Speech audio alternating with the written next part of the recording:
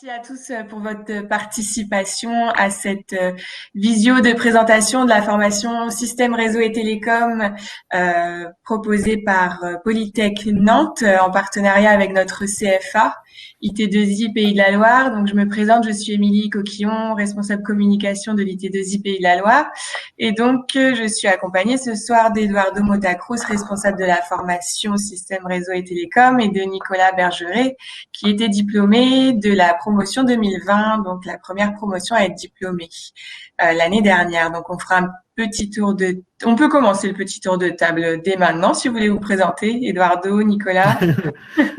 Oui, bonsoir à tous et à toutes. Merci d'être présent à cette initiative, à cette belle initiative d'IT2I, notre partenaire qui va se développer au long de cette présentation. Il est très important, effectivement, que cette formation se fasse avec un CFA. Je suis responsable de la formation Système Réseau Télécommunications Polytech Nantes sur le site La Roche-sur-Yon. Je suis aussi directeur d'une chaire de recherche qui mène une activité donc, locale et qui soutient évidemment la formation SRT par apprentissage. On reviendra sur ces éléments-là. Voilà pour le tour de table pour moi. Merci. Et Nicolas. pour finir, moi c'est Nicolas Bergeret. Donc comme on le disait, diplômé de la promotion 2021 de cette formation Système Réseau et Télécom. Et peut-être comme certains présents aujourd'hui, je sortais juste avant d'un DUT en réseau et télécom. Donc c'est un peu la suite de ce DUT. D'accord, merci. On reviendra sur ton parcours un petit peu tout à l'heure, si tu veux bien. Pas de problème. Donc, je vais peut-être commencer par vous présenter ce qu'est l'IT2I Pays de la Loire. C'est vrai que c'est pas forcément connu pour tous, le fait qu'une formation d'ingénieur par alternance doit passer encore aujourd'hui par un centre de formation. Donc, nous, on est le centre de formation partenaire de Polytech Nantes. Donc, Polytech Nantes a fait le choix de passer par l'IT2I Pays de la Loire comme 5 autres écoles de la région Pays de la Loire, donc pour animer et piloter ces formations par apprentissage. Donc on en a aujourd'hui 3 avec Polytech Nantes, peut-être une quatrième bientôt qui est en cours d'accréditation par la CTI. Évidemment, toutes les formations qu'on vous présente sont habilitées par la CTI, Commission des titres d'ingénieur, donc ce qui vous assure d'avoir une formation habilitée par un institut autonome, on va dire, et donc votre formation est reconnue par l'État et par les entreprises. Donc, pour faire simple, l'IT2I Pays de la Loire, c'est donc le partenaire de l'école pour vous mettre en relation, vous, futurs apprentis, avec donc l'école et votre entreprise d'accueil. Donc, dans les missions de notre CFA, il y a la mise en place et le bon fonctionnement et le bon suivi de votre contrat d'apprentissage. Voilà, il y a toute une partie un peu administrative et financière qu'on va peut-être vous épargner aujourd'hui, mais en tout cas qui est pris en compte par l'IT2I, c'est dans nos missions. Et on a aussi la particularité d'intervenir dans certaines formations, dans certains modules de formation, notamment dans les sciences sociales appliquées au travail, dans le séjour à l'international, dans lequel on pourra aussi revenir tout à l'heure. Et on a aussi la particularité de vous accompagner individuellement pendant les 3 ans. Donc évidemment, vous aurez en tant qu'apprenti toute une équipe pédagogique, une équipe tutorale autour de vous pendant les 3 ans. Et donc l'IT2I s'assure aussi que votre projet professionnel en entreprise correspond bien aux attentes de l'école et aux attentes de la formation. Donc c'est en cela aussi que notre centre de formation intervient. Donc voilà, pendant les 3 ans, vous serez à l'école à Polytech Nantes, vous serez diplômé de Polytech Nantes, mais vous aurez une formation en partenariat avec notre CFA IT2I Pays de la Loire. Donc vous en entendrez un petit peu parler.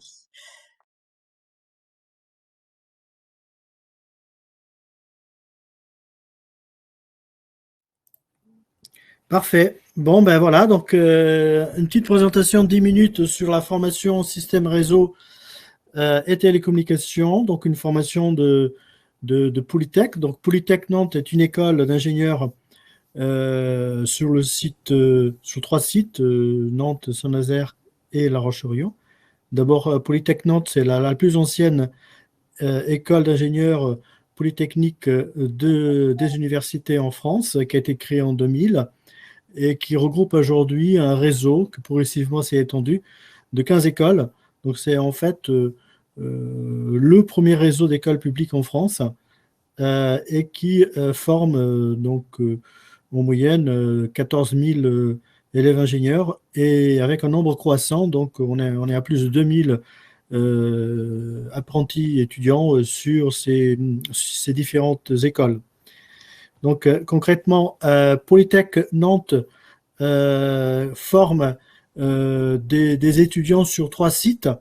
Le premier site, évidemment, le principal à Nantes, sur le campus de la Chanterie, avec 4 formations en mode classique, c'est-à-dire c'est pas de l'apprentissage, c'est à 100%, donc électronique et technologie du numérique, informatique, matériaux et thermique énergétique. À Saint-Nazaire, sur le site campus qu'on appelle Gavi, on a en fait 5 formations, donc génie civil, génie électrique, génie des procédés, bioprocédés, maîtrise d'énergie par apprentissage et contrôle et commande des systèmes électriques par apprentissage également, avec une troisième formation pardon, par apprentissage sur le site de Nantes d'informatique qui arrive aussi. Et puis sur le site de La Roche-sur-Yon, depuis 2017, une formation, une filière donc, qui est la nôtre, donc système réseau télécommunications par apprentissage. Les enseignements sont constitués par un tronc commun de 6 semestres, donc de la 3e à la 5e année. Il n'y a pas de spécialisation. En soi, la formation SRT est déjà une spécialité, on va regarder. Et en fait, c'est une formation qui est basée sur un tronc d'environ 1800 heures, avec donc 600 heures par an, 300 heures par semestre, dans lequel on va apparaître 3 types d'enseignement. Les humanités, ce qu'on appelle les humanités ou les sciences humaines, qui comportent des modules qui sont des modules nécessaires pour le futur ingénieur, notamment tout ce qui est économie, gestion, innovation, négociation, sciences sociales et anglais. On met là-dedans l'anglais. Pour environ 27% de ce montant d'heures. Ensuite, les sciences de base, donc on va essayer de mettre tout le monde à niveau. On va reprendre des notions de physique, de maths, d'informatique et d'électronique pour environ 7%. Il s'agit essentiellement des modules qu'on va apparaître sur les 2 premiers semestres. D'accord ? Et puis le reste, le gros reste, vous voyez dans le camembert, pour 65%, évidemment, les matières dédiées aux sciences de la spécialité sur 3 domaines qu'on va regarder ensuite, qui sont ceux de l'informatique et réseau, d'électronique, système embarqué et des télécommunications.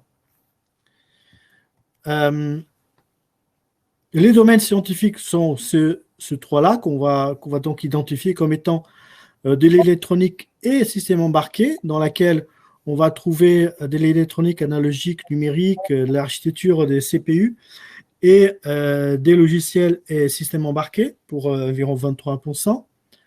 Ensuite, l'informatique et réseau, qui comporte essentiellement tout ce qui concerne les langages de programmation, les logiciels de développement, les systèmes et réseaux, y compris les matières qui sont liées à la sécurité des réseaux, à la sécurité des données, à la crypto, d'accord, pour 47%, donc ça correspond pratiquement à la moitié de l'enseignement. Donc ce sont des matières qui vont être communes effectivement à pas mal de domaines et qui comportent effectivement un certain nombre d'outils très importants.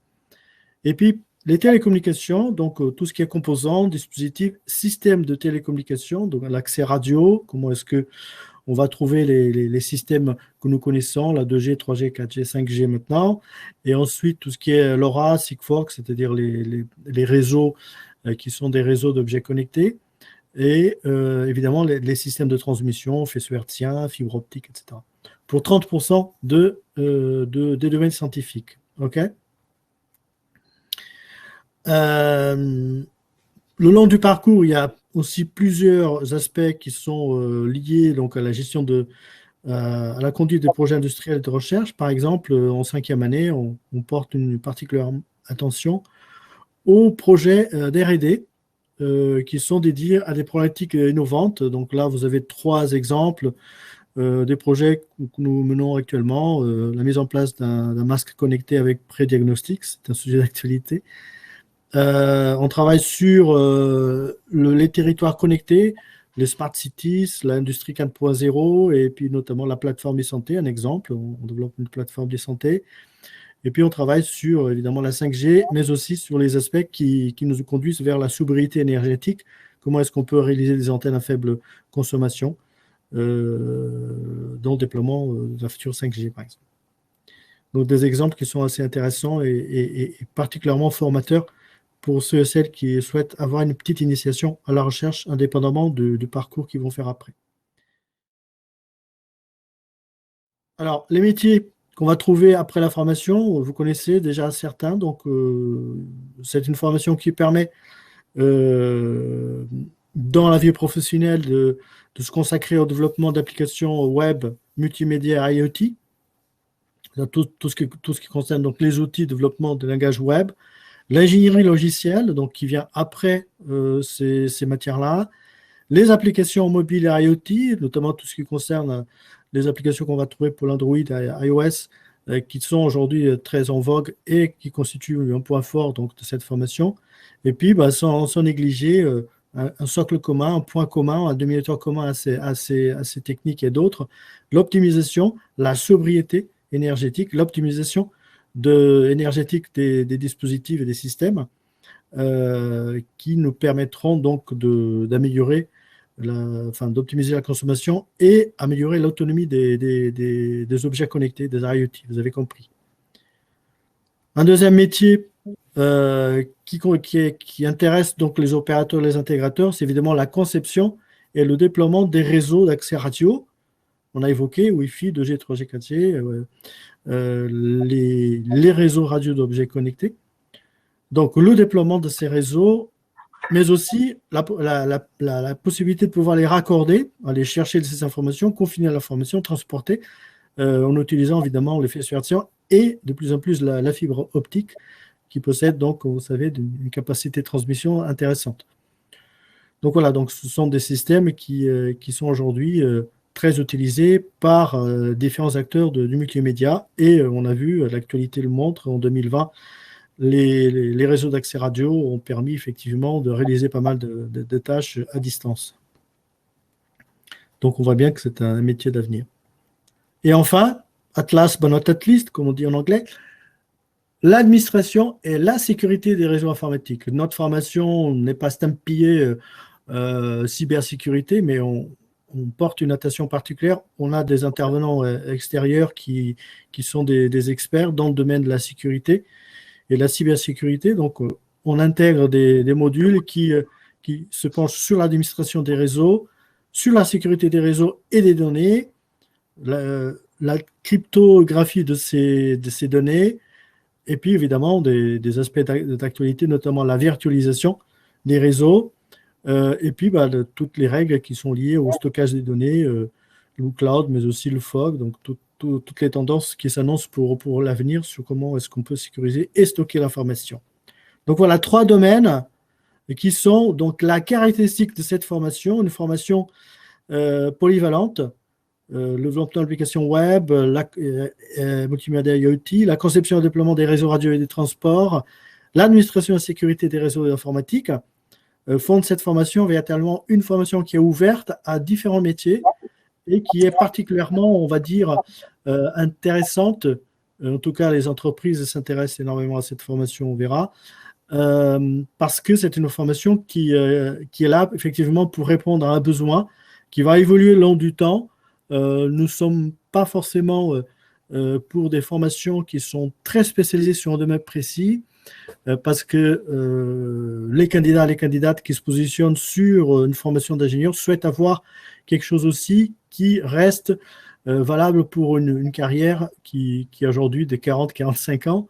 Et donc, il y a beaucoup de choses qui vont se passer. Donc, nous essayons d'apporter le maximum d'éléments, maximum d'outils dans la boîte à outils du futur ingénieur pour qu'ils puissent effectivement évoluer dans différents métiers des réseaux, des systèmes et des télécommunications.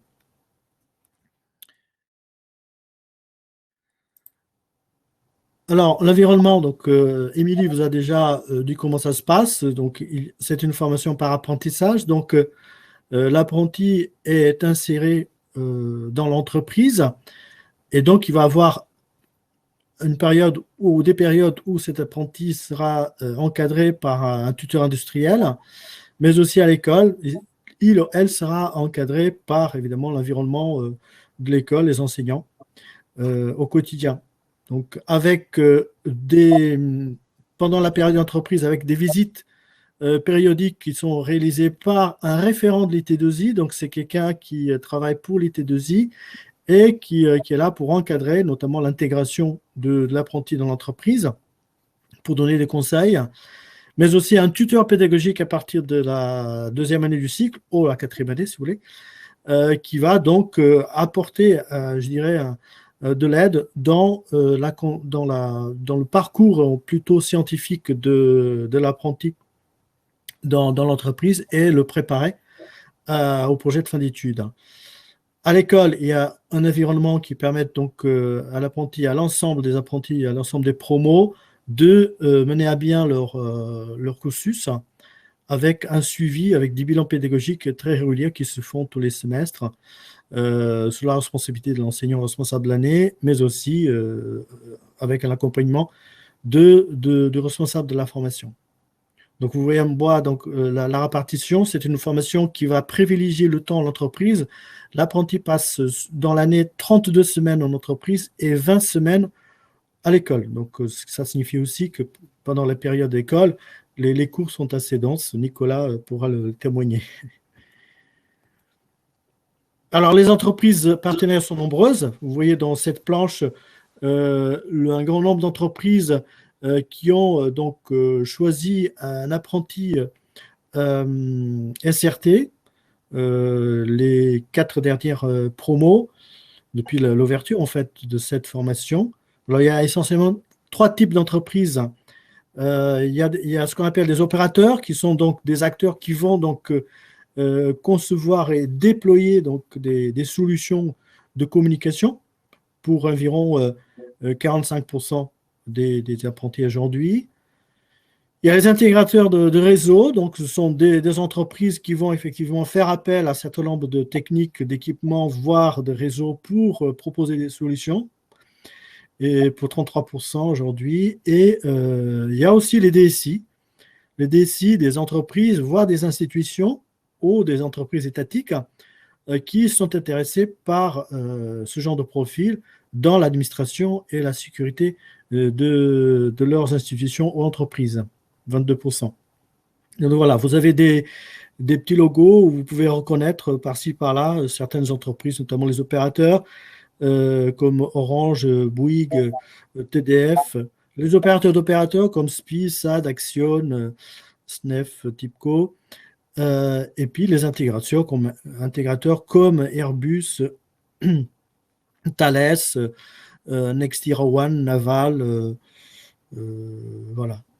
Et puis des DSI qui peuvent être des institutions comme le CEA, Enedis, ou le CHU de Nantes, par exemple, la Poste, mais aussi des institutions comme le Conseil de la Gironde, ou alors des entreprises privées aussi, comme je vous ai dit, le Crédit Agricole, etc.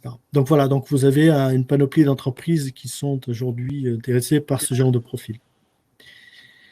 Le calendrier de l'alternance, donc on a évoqué, donc il s'agit donc d'une alternance qui se passe entre l'école et l'entreprise. Dans ce calendrier qui est celui qui court actuellement 2020-2021, vous avez les 3 promos qui sont en cours actuellement. Donc, nous sommes quelque part par là, en fin janvier, et nous avons une alternance. En bleu, c'est la période école, donc Polytech, c'est la couleur Polytech, et en rose, la couleur entreprise. Bon, j'espère que ça se passe dans le rose. Donc, vous avez une cadence en première année qui est une cadence un peu plus forte, donc c'est-à-dire 2 semaines ou 3 semaines entreprise, école, comme vous voyez ici. Pourquoi? Parce qu'on estime que, en fait, les périodes entreprises ne doivent pas être forcément très importantes, c'est pas le principal. Par contre, on a une présence à l'école qui reste quand même relativement modeste, comme je disais, 20 semaines sur 52, avec à la fin de la première année une période pour le stage à l'étranger, ce qu'on appelle le projet de séjour international de 9 semaines. Et ensuite, la deuxième année, avec un cadencement qui commence à être espacé, 3 semaines, 4 semaines à l'école, 4 à 5 semaines entreprise, voire 6. Il n'y a pas de stage en deuxième année, même si dans ce calendrier, il apparaît. Mais bon, comme il y a eu donc l'année dernière l'impossibilité pour les apprentis de la première année de partir, vont partir cette année, je l'espère. Donc normalement, il n'y a pas de projet de séjour international en deuxième année, il n'y a pas un deuxième.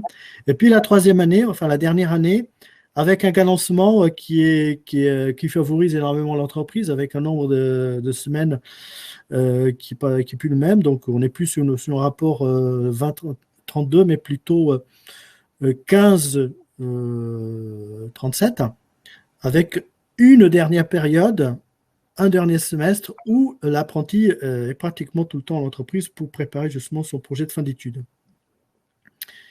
Voilà pour le calendrier qui va être essentiellement le même pour la rentrée, selon le calendrier académique. Alors, l'évolution des effectifs, les questions sont souvent, comment ça se passe? Donc, aujourd'hui, la capacité d'accueil de cette formation est de 32 apprentis. Nous sommes aujourd'hui à 30 pour la dernière promo qui est arrivée donc l'année dernière, avec un effectif qui monte. Donc, en bleu, vous avez la courbe donc, des effectifs qui entrent tous les ans. Et puis, en orange, le cumul, nous sommes aujourd'hui à un peu plus de 68 ou 70 apprentis. Les 3 promos confondus. L'origine, alors, les apprentis viennent de partout. Dans ce graphe, simplement, on voit quels sont les IUT qui sont majoritairement de la région, mais évidemment, on a par-ci, par-là des apprentis qui viennent France confondue. Donc. Mais les contingents les plus importants sont ceux de Saint-Malo, suivis par La Roche-sur-Yon, La Rochelle, Nantes, Lannion. Mais il y a aussi Caen, il y a Poitiers, il y a Blois, Marseille, Angers, Paris. Bon, il y en a partout. Alors, Polytech, c'est aussi une vie étudiante très active avec un BDE qui est très présent sur l'ensemble des 3 sites. Sur le campus de La Roche-sur-Yon où cette formation a lieu, il y a une association qui a été créée maintenant il y a 2 ans, qui est l'association d'apprentis IPCERT, évidemment, qui fait un lien très fort avec le BDE de Polytech Nantes, sur le site de Nantes, et qui établit un lien aussi avec les étudiants, même avant qu'ils intègrent la formation, même dans la phase de candidature, pour les aider à trouver peut-être que ce soit un contact, que ce soit donc une location, et puis pour la suite, tout ce qui est donc le suivi de leurs études, avec un dispositif de tutorat, comme certaines écoles le font déjà. Voilà, une vie active sur Nantes, mais aussi sur La Roche-sur-Yon, qui est une ville très sympathique. Alors, sur le site, il y a un bâtiment qui est en cours de construction, qui verra le jour en 2022. En attendant, évidemment, on utilise des locaux qui sont largement, je dirais, disponibles pour que notre formation puisse avoir lieu, et qui se poursuit depuis 2017 sur le campus de La Roche-sur-Yon. Alors, le calendrier des candidatures, donc l'espace des candidatures proposé par l'IT2I a été ouvert à la fin de l'année dernière. Il est ouvert jusqu'au 14 mars 2021. Ensuite, donc, le jury procède à l'analyse des candidatures avec une annonce qui sera vers le 29 mars. Et là, il y aura donc une liste principale, une liste donc d'attente.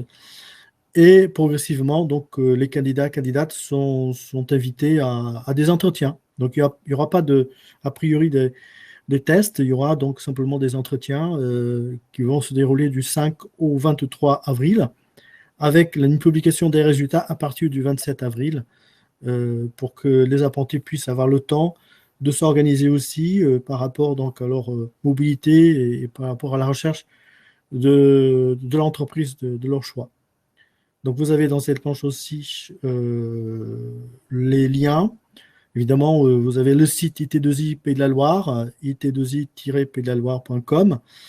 Donc l'interlocutrice pour la formation SRT est Nadine Cadoré. Et donc pour ce qui concerne la formation, je suis votre responsable. Et donc vous avez l'email qui s'affiche, sinon il est disponible sur le site de Polytech Nantes aussi. Voilà, donc merci pour votre attention et évidemment je suis à votre disposition ainsi que Nicolas et Émilie pour vos questions. Merci Eduardo. Merci Eduardo. On voit bien avec cette présentation que la formation système réseau et télécommunications est bien polyvalente et mène à de nombreux secteurs et de nombreux types d'entreprises aussi, comme tu l'as dit, des opérateurs, des intégrateurs, des directions de système information, que ce soit dans les entreprises ou les institutions, et donc dans différents secteurs aussi, que ce soit dans les télécoms et les réseaux informatiques ou aussi dans les banques, assurances, dans les énergies, dans les transports. Donc voilà, on trouve des systèmes et réseaux et télécommunications dans de nombreux secteurs. Nicolas, par exemple, si on prend ton parcours professionnel, tu avais donc commencé ton apprentissage dans quelle entreprise? Alors, j'étais déjà apprenti en DUT chez un opérateur pour entreprise. Et en arrivant en fait à Polytech, j'ai commencé chez Tipco Télécom, qu'on a vu sur le diaporama. Du coup. C'était un opérateur d'opérateurs, en fait, un sous-traitant qui se charge du déploiement, de la planification des réseaux, etc., tout ce qui est hébergement de données. Voilà, plein de problématiques, du coup, parce qu'on travaille avec beaucoup d'opérateurs. Et, euh, et aujourd'hui, du coup, je suis passé dans l'autre camp, si on peut dire, chez les intégrateurs cette fois, puisque je travaille pour Nixo France. Et là, pour le coup, on ne déploie pas les réseaux en tant que tels, mais comment dire, on facilite et on accompagne plusieurs clients dans leur intégration. En fait, on intègre des technologies différentes chez nos clients. D'accord. Et c'est quel type de client? Alors là, en l'occurrence, je suis sur un projet de 2 ans pour un client qu'on appelle la BPCE, donc Banque Populaire Caisse d'Épargne. C'est des grands groupes, hein, pas besoin de les décrire. Et on a pas mal de clients comme ça dans toute la France, de la PME au très gros compte comme celui-ci. D'accord. Donc toi, tu as fait le choix de ne pas continuer dans l'entreprise d'accueil, donc c'est tout à fait possible. En tant qu'apprenti, vous aurez un contrat d'alternance de 3 ans. Donc évidemment, les entreprises souhaitent souvent conserver les apprentis en tant que salariés plus tard en tant qu'ingénieurs, mais c'est pas toujours le cas. Évidemment, c'est dans votre droit d'arrêter le contrat au bout de 3 ans et de parfaire votre expérience professionnelle aussi dans un autre domaine. Est-ce que tu veux rajouter quelque chose, Nicolas?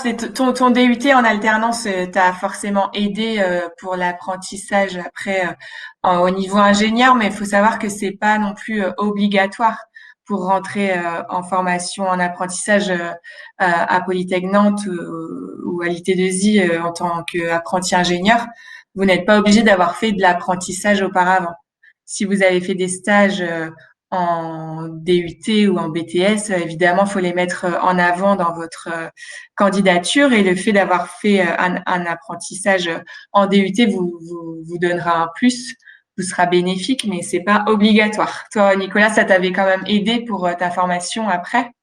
Bah, je ne l'ai pas vraiment ressenti. Enfin, c'est-à-dire que, évidemment, ça permet de se créer un réseau et d'avoir des connaissances dans le milieu déjà, mais c'est pas ce qui m'a aidé en soi quand je suis arrivé à Polytech. Donc, c'est pour vous dire, hein, oui, ça aide, mais ça suffit pas. Il Oui, faut se présenter et faire ses preuves aussi en arrivant à Polytech comme dans sa future entreprise. d'accord. Et l'intégration dans ton entreprise d'accueil, c'était bien déroulé?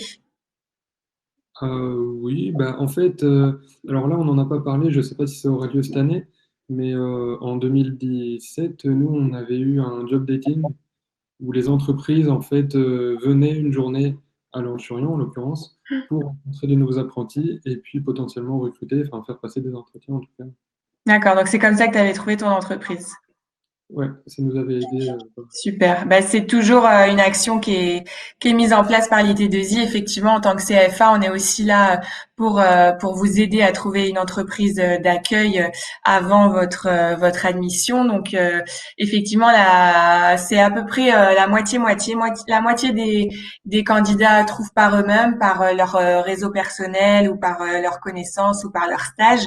Et l'autre moitié trouve grâce au réseau de l'IT2I. Donc, le job dating cette année aura lieu courant mai. Donc, vous aurez les informations au fur et à mesure de votre processus de recrutement, mais il y en aura bien un cette année. Donc, vous serez effectivement en face d'entreprises qui seront désireuses d'accueillir un ou une apprentie à la rentrée prochaine. Donc, chaque année, on a plus d'offres d'alternance en tout cas que de candidats. Donc, faut pas que la recherche d'entreprise soit une crainte pour vous.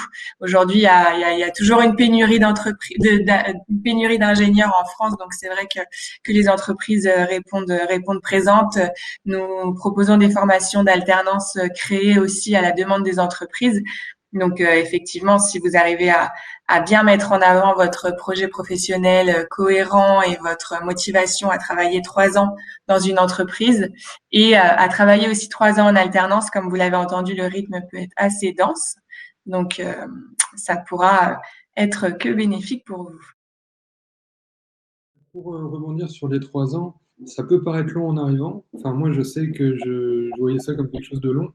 Et en fait, en entreprise, ça peut très bien se passer dans le sens où on peut effectuer plusieurs missions. Moi, par exemple, j'ai travaillé dans la même entreprise, certes, mais dans plusieurs services, à faire des choses assez différentes. Donc, c'est pas si long que ça, en fait. Ça passe assez vite.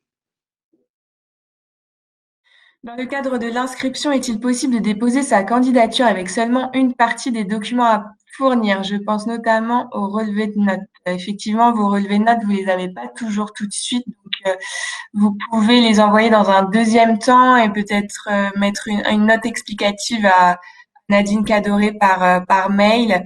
Dans tous les cas, vous avez jusqu'à début mars pour postuler. Donc d'ici là, vous aurez peut-être reçu davantage de documents que l'on vous demande.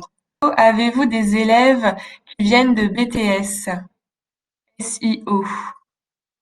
Parce que c'est vrai qu'on Oui, a alors, parlé des DUT réseau et télécom, mais il y a d'autres possibilités pour rentrer à SNT. j'aurais dû vous montrer le camembert des candidats, en tout cas des apprentis. Il est vrai que pour une majorité, nos candidats proviennent donc des DUT, notamment le DUT réseau télécommunications, le DUT génie électrique, G2I et aussi informatique.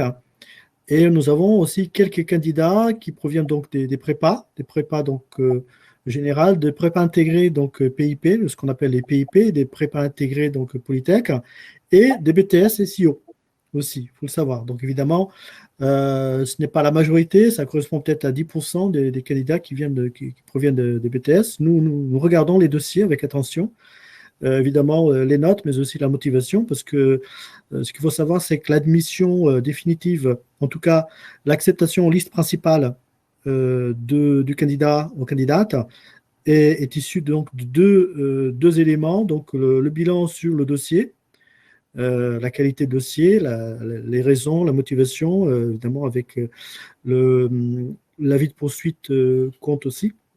Mais ensuite, l'entretien. Nous attachons beaucoup d'importance à l'entretien qu'il y a entre le candidat, la candidate et deux personnes, ce qu'on appelle le jury, qui est constitué normalement par un enseignant et par un représentant de l'IT2I qui est donc un ancien industriel et qui va donc avoir une discussion avec le candidat-candidate pour connaître les motivations. Ce qui nous permet donc de compléter, non seulement de compléter l'information que nous avons sur le dossier, mais aussi pour certains dossiers pour lesquels on a des doutes, mais que nous pensons que le candidat possède une vraie motivation, nous sommes très attentifs à certains dossiers qui ne sont pas forcément des dossiers standards. Donc voilà, et par rapport à la question concernant, est-ce que pour les prépas intégrés, est-ce qu'il y a des parcours particuliers? Donc nous n'avons pas un parcours particulier, nous n'avons qu'une seule voie, et donc nous intégrons de la même façon tous les candidats acceptés en début d'année, qui proviennent des DUT, des BTS ou des prépas, qui sont traités de la même façon, avec éventuellement un accompagnement spécifique pour certaines matières lorsqu'il y a des apprentis qui sont plutôt faibles dans telle et telle matière. On fait de sorte à ce qu'ils puissent avoir un accompagnement particulier avec quelques cours, quelques conseils de la part des enseignants permanents ou vacataires. OK? Ok. Oui, il y a une question sur le niveau de mathématiques, il me semble, par rapport entre le DUT et Polytech. Nicolas, est-ce que tu peux répondre de vive voix? Alors, personnellement, je trouve que, comme je l'ai écrit, hein, la marche se fait ressentir pendant les premières semaines, à peine, hein, ça dépasse pas un mois. Et encore, je sais que le programme a évolué depuis notre passage. Donc, en fait, il faut savoir que, comme on le disait, les étudiants viennent en partie de BTS, de PEIT ou de DUT. Donc, les parcours sont tellement variés que, en fait, la première année, ou la troisième, sert aussi à remettre à niveau. Pas qu'on n'ait pas le niveau, mais au moins partir sur une base commune pour au moins la quatrième et cinquième année, du coup. D'accord. Donc, ça vous laisse le temps de renforcer un peu ce qui n'était pas forcément assez compris en DUT et puis d'apprendre aussi de nouvelles choses au niveau bac plus 3, quoi, du coup. Ça laisse le temps de compléter nos bases. Ouais. Personnellement, je sais qu'à Saint-Malo, le programme est assez solide. C'est un exemple. Ou alors, oui, de remettre à niveau l'ensemble de la promo et de repartir à la même vitesse chacun. D'accord. C'est aussi l'avantage, peut-être qu'on peut parler aussi de l'avantage d'avoir une promotion de petite quantité d'élèves, on va dire ça comme ça, où vous étiez une dizaine parce que vous étiez la première. Aujourd'hui, on est à 30, ce qui reste assez correct aussi en termes d'effectifs par rapport aux grandes écoles ou aux grandes facs, etc. En étant un groupe assez restreint, vous pouvez aussi vous entraider face à certaines difficultés. On a eu la chance d'être une dizaine. Après, on a vu le fonctionnement des promos suivantes, qui étaient d'abord une vingtaine et puis un peu plus. Et en fait, les promos sont découpés en groupes de TD, un peu comme à la fac, même si l'accompagnement est quand même plus soutenu. Ça permet aussi en TP et en TD de prendre du temps quand même pour chacun et à pouvoir approfondir et pas juste être noyé dans le masse. C'est pas du tout ce qui se passe en réalité. Voilà. Donc dans vos semaines de cours, c'est pas uniquement des cours en amphithéâtre, c'est des cours de TD ou de TP. Ça dépend. En fait, puisque les périodes sont de 2 à 3 semaines, voire un peu plus les années suivantes, on retrouve un certain cycle. La première semaine de retour en cours, c'est souvent des cours, évidemment. Et puis après, on passe au TD, et puis souvent vers la fin des évaluations. Pas tout le temps, mais c'est à peu près le schéma qu'on retrouve pendant la formation, parce que de fait, on ne peut pas faire un module et puis l'évaluation 5 semaines plus tard. Mais effectivement, ça peut être des cours, des TD, c'est assez bien parti. D'accord, merci. Je vois que ça discute autour du stage à l'étranger. Donc c'est vrai que c'est une demande de la CTI de voyager et de faire une expérience à l'international de 9 à 13 semaines. Donc, comme Eduardo vous l'a expliqué, c'est normalement réalisé en fin de première année du cycle ingénieur. Nicolas, est-ce que tu peux revenir un petit peu sur cette expérience? Eh ben oui, ça s'est passé entre la troisième et quatrième année, du coup. On a été accompagné dès le début, limite en arrivant, c'était parmi nos premiers cours, premiers modules, par l'IT2I justement, pour trouver une entreprise d'accueil. Alors pas directement la trouver, on a d'abord fait quelques étapes de méthodologie, de formation, peut-être d'un CV en anglais, etc. Remettre tout le monde à niveau, encore une fois. Et puis après, on a eu des conseils vraiment individuels pour avancer dans nos recherches.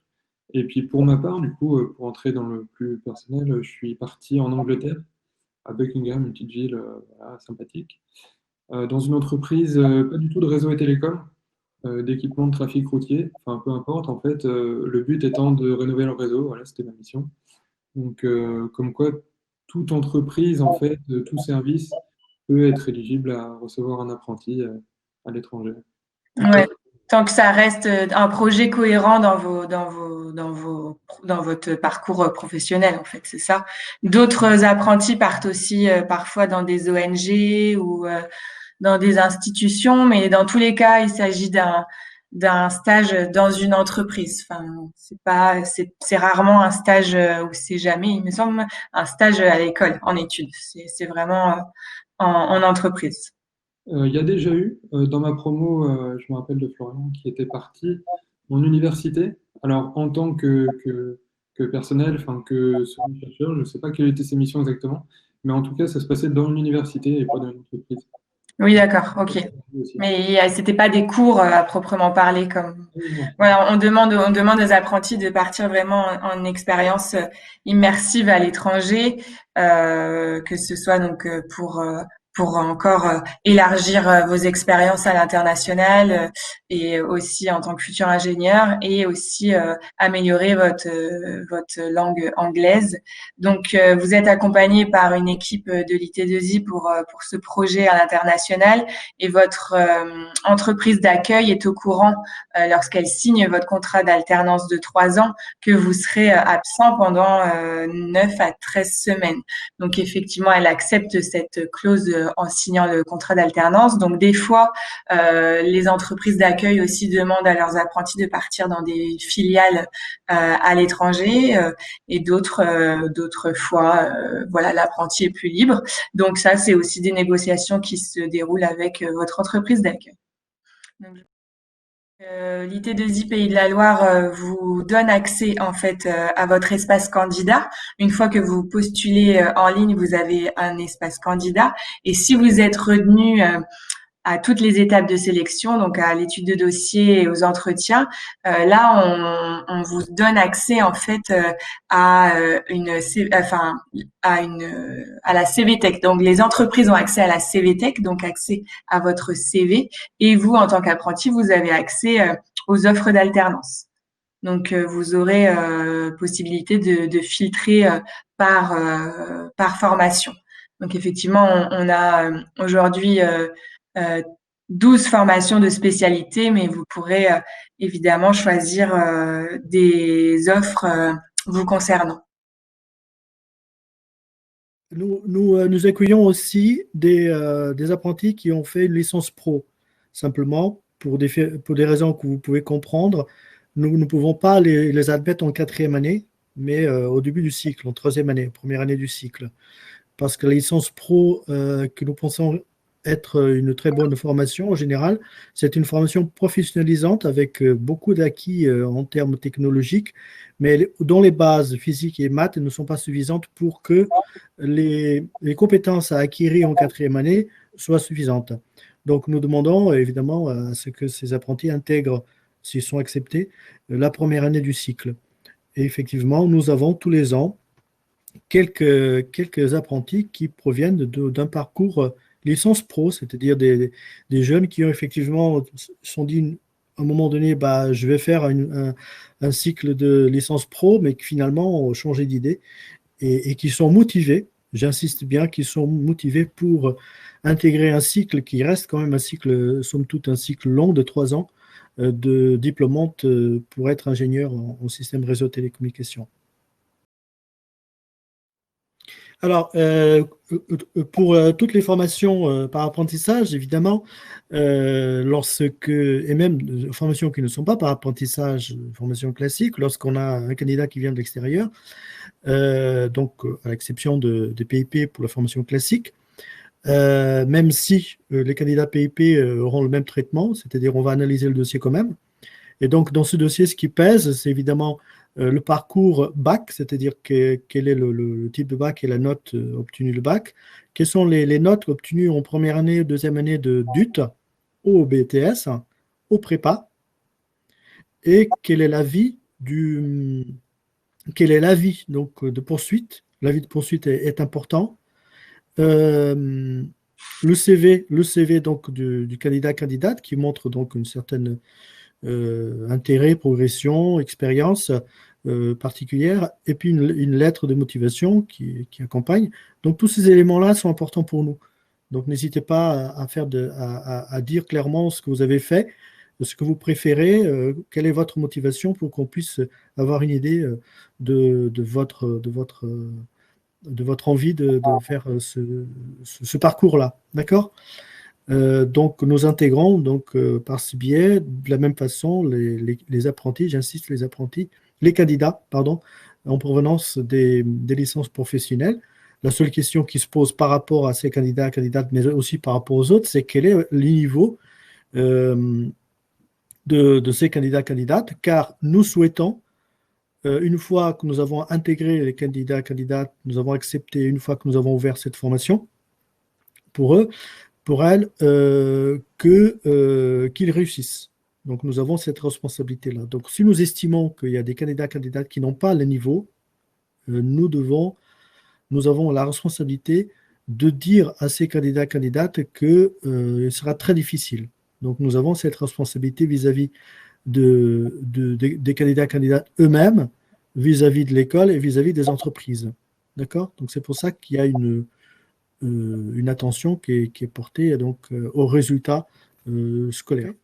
D'accord ? Ok, merci Eduardo. Comment arrivez-vous à différencier les DUT, BTS, classe prépa, car ils n'ont pas du tout les mêmes notes, les mêmes choses, donc les mêmes notes, et ne représentent pas les mêmes capacités matières. Eh bien, c'est tout le travail du jury SRT, effectivement.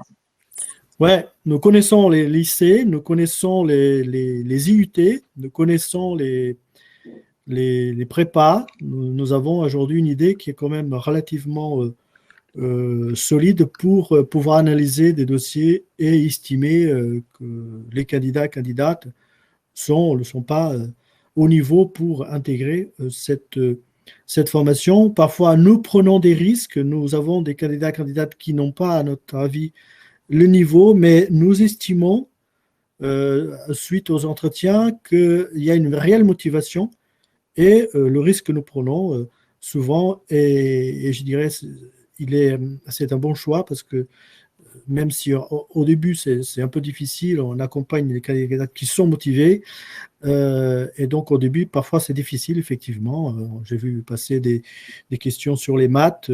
Nicolas, je ne sais pas si tu as parlé un peu des difficultés que ta promo a eu au début sur les maths. Bon, il y a toujours donc des mauvais moments à passer, comme dans toute formation où il faut mettre le paquet. Il faut suivre les cours, et surtout si les apprentis ont des difficultés, de se faire aider. Il n'y a pas de souci. Ouais, d'où l'intérêt aussi de l'entretien de motivation, parce que ça peut être aussi le cas inverse. Vous pouvez avoir d'excellentes notes académiques, scientifiques, mais ne pas convaincre sur l'aspect apprentissage et vie en entreprise. Donc, c'est vraiment un ratio équilibré qu'il faut avoir entre un bon niveau académique et aussi une bonne motivation à travailler 3 ans en entreprise.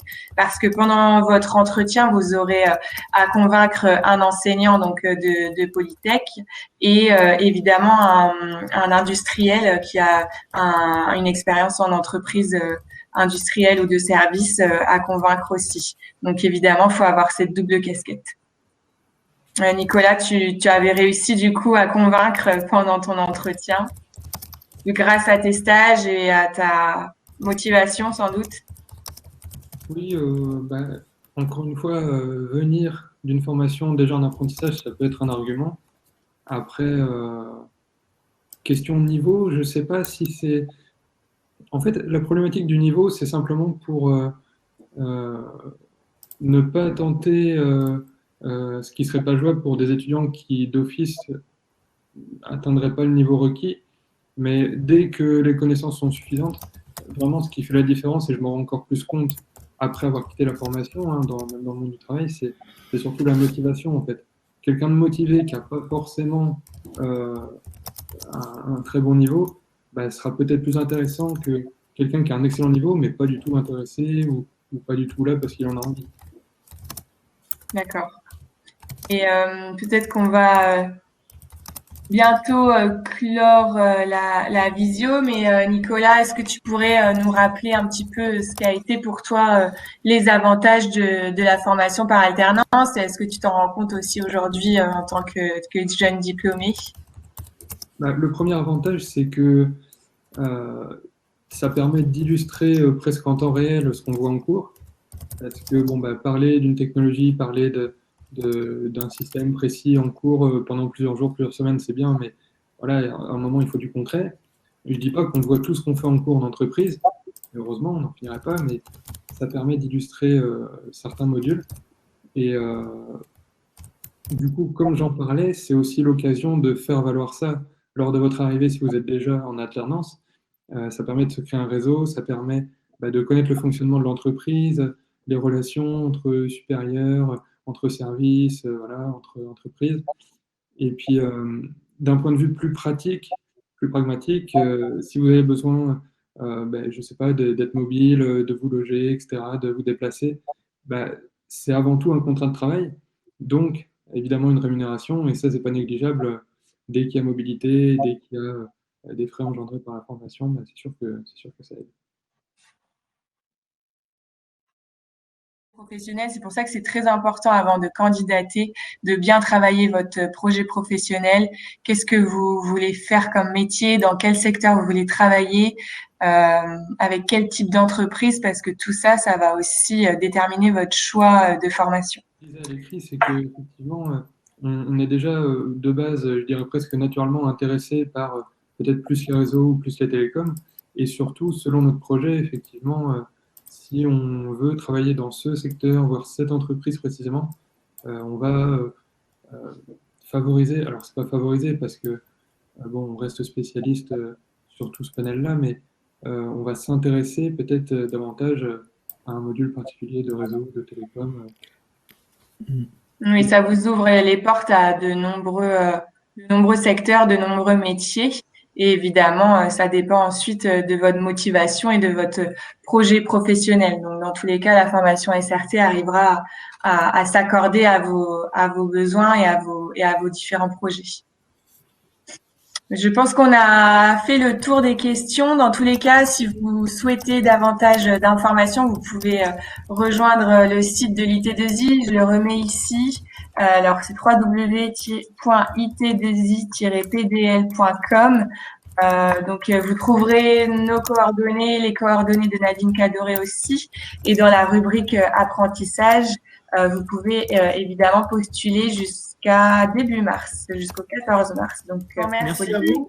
Merci pour votre participation. Bonne continuation et à très bientôt. Merci beaucoup. Bonne continuation. À À bientôt. bientôt. Bonne soirée, bon courage. Merci Nicolas Bon pour votre courage. participation. Au À revoir. bientôt. Au revoir.